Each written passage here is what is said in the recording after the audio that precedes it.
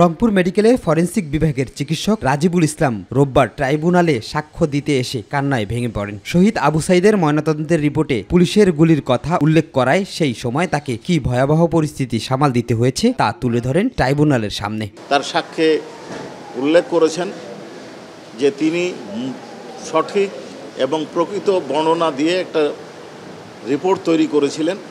সেই রিপোর্টটা পুলিশ কর্তৃপক্ষকে দেওয়ার পর পুলিশ কর্তৃপক্ষ এটা নেয় নাই, বারবার পরিবর্তন করতে বলেছে এবং কয়েকবার পরিবর্তন করার পরে তাই তিনি কৌশলে একটা রিপোর্ট দাখিল করেছেন যাতে মৃত্যুর বর্ণনাটাও উনি জখমের বর্ণনাগুলো দিয়েছেন এবং মৃত্যুর কারণের হিসাবে শুধুমাত্র গান শট ইনজুরিটা লেখেননি পুলিশ প্রশাসন এবং সচিব নেতৃবৃন্দের বাধার কারণে। রবিবার দুটি গুমের মামলায় এবং শাপলা চত্বরে হেফাজতের সমাবেশে হত্যাযজ্ঞের মামলার শুনানি হয় ট্রাইব্যুনালে। এর মধ্যে আওয়ামী লীগ আমলে গুমের মামলায় শেখ হাসিনা, জিয়াউল আহসান সহ 11 জনের বিরুদ্ধে তদন্ত রিপোর্ট জমা দিতে 26 অক্টোবর পর্যন্ত সময় দিয়েছে ট্রাইব্যুনাল 1।